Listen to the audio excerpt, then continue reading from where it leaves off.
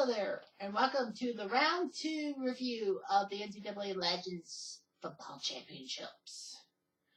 I'm Jeff Diamond, and we had 32 teams compete on Wednesday, Thursday, Friday, and Saturday for a spot in the Sweet 16, which will be 4 games on Thursday, December the 19th, and 4 games Saturday, December 21st. Those are the 2 days that normally you care about college football. So basically that's what we did. Today is Friday, December 15th, 2019. So anyway. So the schedule for round 2 started off at the Motor City Bowl in Detroit, where 2 controversial teams, Clemson and Texas, took on each other, and people thought Texas might take down the defending champions. Unfortunately, that did not happen. Clemson beat Texas by a score of 31-7 and was not even close. Next was the Las Vegas Bowl between UAB and Georgia. It was a very boring game by offense, but the defense looked good. Unfortunately for UAB, they could not beat the Georgia Bulldogs, as the Bulldogs won 10-6. The Insight Bowl took place in Tempe, Arizona, and the Insight Bowl had Cincy take on Michigan, and everyone thought that Michigan looked good, obviously. But Tom Brady, of course, was injured at quarterback. Jim Harbaugh was actually slated to be the quarterback, and he did lead Michigan to that big win over Florida Atlantic. But unfortunately, Cincy, for some freaking reason, after that 17-0 comeback against Washington State, put up a big win, 24-7 over Cincy. Yikes. And the Texas Bowl saw Miami of Ohio take on San Diego State in kind of a battle of the unknowns. But San Diego State, despite Marshall Falk being out for the game due to a foot injury, crushed Miami, Ohio with their passing game. Great job by, I would say Brian Sipe, but I'm probably wrong. I can't remember San Diego State's quarterback. I think it was Brian Sipe. No, it was, whoever the San Diego State guy is. I don't remember. No, it wasn't Greg Cook. But anyway, San Diego State crushed Miami, Ohio 28-3. So they get to the third round for the first time in team history. Thursday saw the Music City Bowl in Nashville. Auburn taking on Oklahoma, and in a bit of a weird thing, seeing cold temperatures and the snowflakes, Auburn shocked the number 1 seed Oklahoma Sooners, who were in the Orange Bowl bracket, 17-0. So Auburn's defense has put on produced. They gave up 1 touchdown to Air Force, but they didn't give up a touchdown to Oklahoma. That's kind of weird. So anyway, Auburn moved on. The Liberty Bowl in Memphis came next. Buffalo taking on Washington, and the MAC Superstars did not do a good job. Washington wins by a score of 22-10. Washington's been in every tournament, the 6th straight tournament. So Washington would face Clemson. So the matchup was set. Washington-Clemson at the Outback Bowl. So Washington will probably falter against Clemson. Clemson will be the home team due to their seeding. That will go on Thursday night at 7 Eastern time, so Washington takes on Clemson. That was the first matchup set, first round 16 matchup set. Then the GMAC Bowl in Birmingham saw Minnesota take on Miami, Florida. Of course, Minnesota, coming off that crushing win over Arkansas State, did not have the benefits of a weak defense and a dome stadium, as Miami took care of them 17-7, so Miami moved on to the Cap One Bowl in Orlando to face Cincinnati. That will be on Saturday at 3:30. So next Saturday, Miami will take on Cincy. Miami is the odds-on favorite. Clemson might be a favorite against Washington, probably by 7. So then came the Humanitarian Bowl in Boise. Of course, Boise playing for their hometown fans because Humanitarian Bowl is in Boise. They took on the Pitt Panthers, who came off that crazy finish against Louisiana Lafayette. That was one of the greatest finishes of all time. And Pitt shocked Boise in their backyard, 21-14. So Pitt moved on to face Georgia at the Peach Bowl in Atlanta. Georgia will, of course, be the home team because of the state, as is Miami. The Peach Bowl goes Saturday night at 7 p.m. Eastern time. So Pitt and Georgia, I believe they met during a big matchup. I think it was at the Sugar Bowl in the 1980s for a championship. But anyway, Friday saw the Papa John's Bowl lead off, Iowa versus Brigham Young. Brigham Young had a chance They were trying to throw to cut down the clock, but unfortunately Steve Young threw a costly interception. Iowa got the ball to the 17-yard line. 34-yard field goal later, Iowa moves on to the Alamo Bowl in the round 16. Iowa State, their cross-state rivals, taking on Navy in the Armed Forces Bowl. Navy, of course, taking down Canada State in that big 20-point comeback.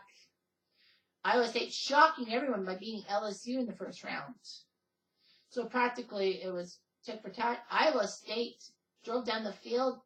They got sacked a couple of times. They went for a 49-yard field goal against the wind. The wind was pushing the ball under the crossbar for 13 miles per hour, and Iowa State still managed to kick the winning field goal, one of the best field goals, clutch field goals of all time. 10-7 Iowa State wins. They will go to the Sugar Bowl against San Diego State. That will be a late game Saturday at 10 o'clock, and people say Iowa State might pull a rabbit out of their hat and get to the quarterfinals.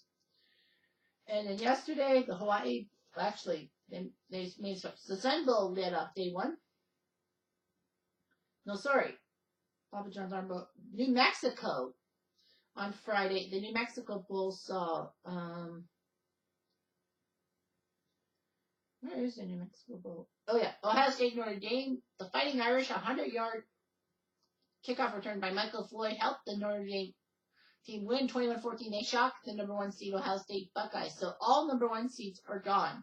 Oklahoma, Boise, and Ohio State all fell at the second hurdle. Bama fell at the first hurdle.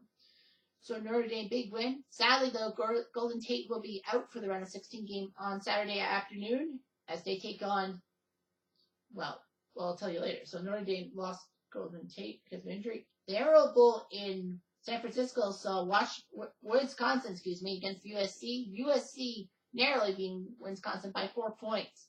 It was weird to see an entire 4-game slate of days and nobody had a 10-point win. The highest mark was 7. It was like 2 games in it on a field goal. USC won by 4. Notre Dame only won by 7. So yeah, that was huge. And then Saturday started off at the Sun Bowl in El Paso. Penn State took on Hawaii. Hawaii tries to they got a pick 6, but Penn State also had a pick 6. Penn State wins the game 27-7. They will deal with Notre Dame at the International Bowl in Toronto. That would be next weekend, next Saturday at lunchtime. I can't wait for that one. Penn State is the odds-on favorite. I mean, I know Penn State has been known for their in the tournament, but I think Penn State might have a little chance to get to the quarterfinals this year. And then came the Independence Bowl in lovely Shreveport, Nevada, Indiana. Both teams with big wins over known schools. Nevada took out Alabama in the first round. Indiana took down Oklahoma State in the first round. It was basically who might be the Cinderella, and Nevada, despite giving up 2 touchdowns in the final minute, still won the game 21-16. But that might be good news for Iowa because Iowa knows that Nevada might have put the foot off the pedal too far. So Iowa will take on Nevada. That's at the Alamo Bowl, and that will be the big Thursday night 10 o'clock game. So Nevada against Iowa. I think Iowa's the heavy favorite, but don't count out Nevada.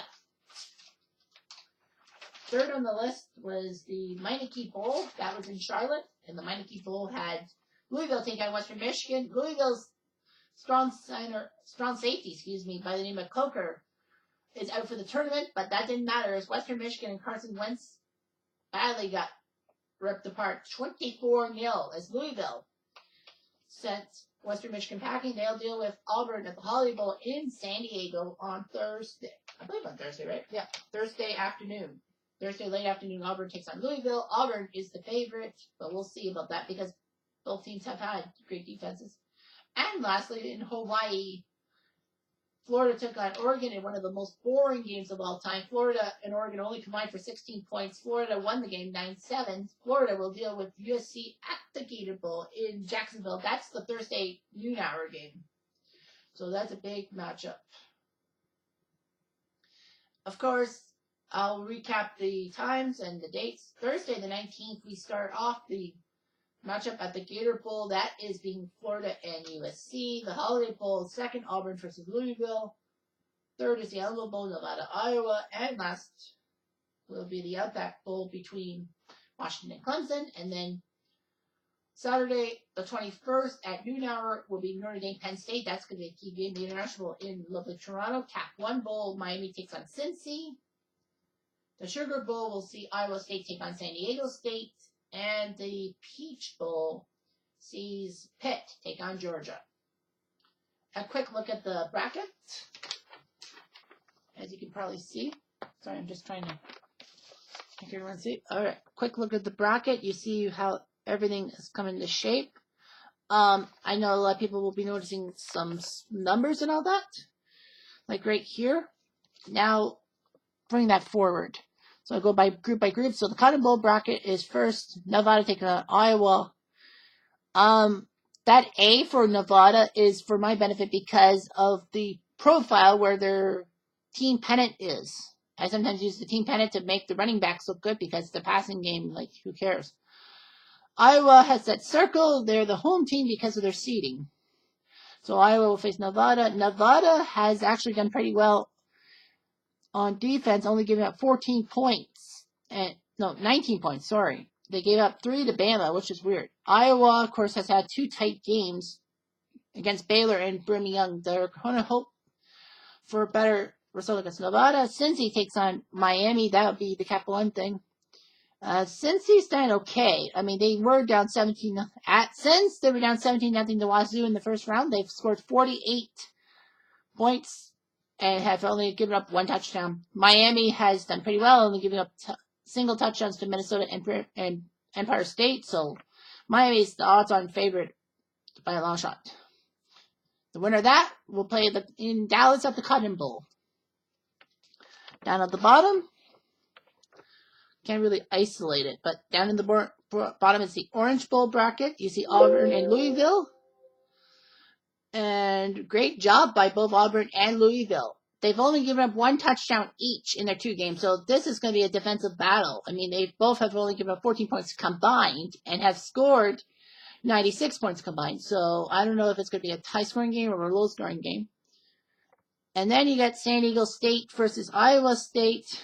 San Diego State's done pretty well with the offense. With a plus 30, they've scored 30 more points than they give up. Iowa State has won both games against okay, there's the camera isolation. Here, Iowa State took down LSU and Navy by scores of 10-7 each. San Diego State and Iowa State, I don't know. I don't think they have never been to the quarterfinals. Someone's going to get to the quarterfinals, and someone will probably have that Cinderella slipper. Looking to the top right. Well, sorry. And then I forgot to mention that the winner, those 2 matchups will go in the Orange Bowl bracket. So the Fiesta Bowl bracket is Pitt taking on Georgia. In Atlanta, the Peach Bowl, Pitt's been involved in 2 very tight games. Georgia, I believe, has had 2 tight games of their own, right? Oh, no, well, 37-13. So, yeah, so Pitt's been in 2 tight games. Of course, Louisiana Lafayette, that's the big one. I mean, the Peach Bowl in Atlanta, the winner of that game is either Florida or SC. Florida has done great defensively. USC's done decently. Of course, Florida is the home team because of it being in Florida. Those 2 winners will play at the Fiesta Bowl in Tempe. No, sorry, not Tempe, Glendale. And then down at the bottom is the Rose Bowl bracket. Notre Dame and Penn State both have done decently. Offensively and defensively, they're playing in Toronto. Washington takes on Clemson. Clemson has scored 65 points in 2 games. Basically, they're going to probably put their foot on the pedal and knock Washington flat. That's at the Outback Bowl. Those 2 winners will play in the Rose Bowl. And if you look on the right-hand side of the bracket, you see Pitt, Georgia, Florida, SC, Notre Dame, Penn State, Washington, Clemson. You see a big competitive balance of superpower NCAA teams. Pitt, I think it's the weaker of the 8 teams. Whereas on the left side of the bracket, as you see right here, you got yourself Nevada, Iowa, Cincy, Miami, Auburn, Louisville, San Diego State, and Iowa State. So practically the left side of the bracket is pretty much considered by a lot of people the weak side of the bracket, and more likely we're going to see a Cinderella get to the final. It would be amazing to see a team like that. But don't count out Auburn and Louisville. That's going to be a 10 matchup. So anyway, that's all for this recap. Hope to see you at the next recap video, and we'll talk about the Sweet